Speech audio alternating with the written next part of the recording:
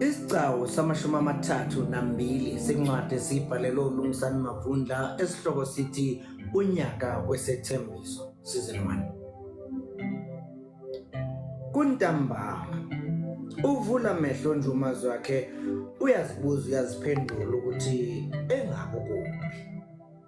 Ngesikade aqaphela ukuthi usembhedeni egunjini lokulala likaPheli. Kuthule lapha endlini. Akaqondi noma ukhona yini okhona. Emqondweni wakhe kufika ukuthi okugcine lapha endlini babe lapha uZolile wayelele kuleli elinye igumbi likaPheli elingahlali umuntu. Uphi pho yena uZolile? Yena kuPheli uphi?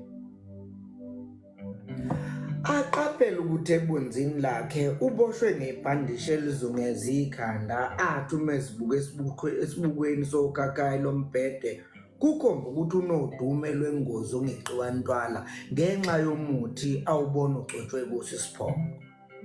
Entanyeni uboshe waphinde wesekwa ngalokho okuvimba intamo ukuba inganyakazi. Athi uyaphenduka ayithunuka inxeba elingasesiphangeni bese umqondo uyabuya akhumbule ukuthi ugcina kwakhe ubese empini itholene phezulu. Ngokusheshsha okumangalisayo akhumbule igigaba ezenzekile ngaphambi kokuba angazi ukuthi kuphelelephi konke.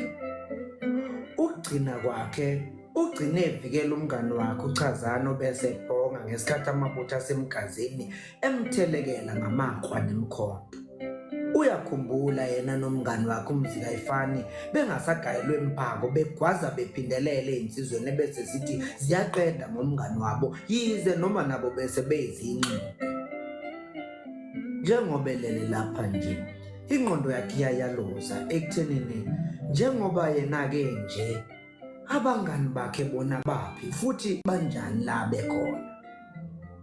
Kodwa ke kusho ukuthi bekonakele kakhulu njengoba engazi ngisho ukuthi ufike kanjani lapha eThekwini nje. Awuphebeza umbuzo ukuthi konje kungenzeka yini ukuthi abangani bakhe baliphonsile ijosi. Angaba yini kodwa ngaphandle kwabangani bakhe ukuyibona esebemsiza ezimpini eziningi akade lokho ebhekana nazo kusukela empilweni yabo yobuncane. Kuningi lamadoda edela impilo yawo ngenxa yakhe. Umazi wakhe akabungabazi ubungani bakhe noChazane kanye noMzikayifani. Angithi yibo labaye nabo nangamhla ithola isesheli sikaZolile. Yibo futhi abasabela kuqala ngesikhathi bathuma ukuthi kuhlangane kaBiyela uyolanda uZolile owayethwele ngenkani yiso lesi sixoxo. Kanti nasempini ukulwa kwabo umuntu bengafunga ukuthi bayilwela bona. Laba ngabangani bakhe abancamela ukufa lafa khona. Abakaze bamhlomekise nangelilodwa ilanga. Phela ememeza kuzwakala nje ukuthi uyathungana. Phela emva kwesikhathi eqaphela ukuthi sengathi akukho umuntu la endlini asukume kabuhlungu ezama ukutotobela kuleli elinye igumbi ukuze abheke ukuthi isithandwa sakhe uZolile sesiluleme yini. Phela wayeshiye lapha nangamhla ehamba. Vele yakulala kanje yikho kuzongenza ngigule kakhulu. Atotobe azigcine ehlile embhedeni owawendlale kahle ngamashida amhlophe. Ayibuza ukuthi engabe kuPheli yena ulalephi njengoba yena kucaca nje ukuthi ubelele lapha. Amehla akhe athathwe imvilopho emhlophe yayisetafulani elaliseduze kwekhanda lakhe. Ibhalwe Mazwakhe. Abone ngesandla ukuthi incwadi evela kuZolile.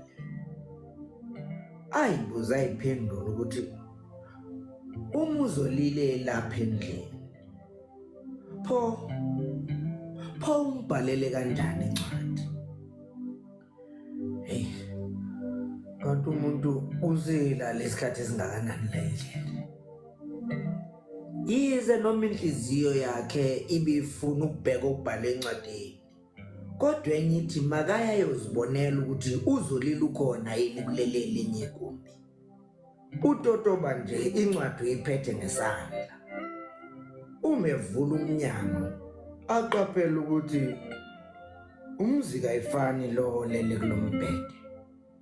Esamangele kanjalo azama ukusondela kuye ukuze abheke ukuthi ulimele kangakanani. Umzika ayifani. Mfowethu. Umembeka isandla esihlathini athi ukumeza ukubanda. Athi umemthinta futhi aqaphela ukuthi useqinile. Ishaye ngamandla inhliziyo yakhe afikelwe isiyezi. Njengoba umzika ayifani eselele lapha nje usethule. Awu, sukalisa. Nqalela. Ungayenza yini leyo nto mntana Mashaka?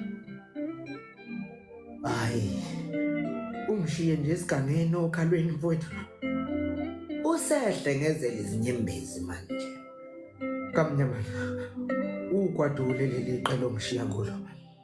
Uthi masibe yini thina noCazana njengoba wazi ukuthi ubunsizwa bethu busebuthweni mfowethu. Busembuthweni wethu sabathathu. Hayi. Vuka Shaka. Vuka mfowethu. Emnyakazisa emthela nezinyembezi. Kucace nje ukuthi umzika ayifani usethula umuthula. Akhuthuza umakhala ekhukhwini ephaketheni lakhe lingemuva. Lutho. Atotobe yangasegunjini lokuphumula ebheka ukuthi mhlawumbe uphela kawubekanga yini khona. Umqondo wakhe udidekile manje. Akasaqondi noma uyahlanya noma usekwela mathomo.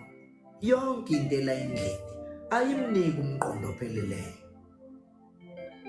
Uma kuyindlu kaPheli le, uphi pho yena Pheli lo?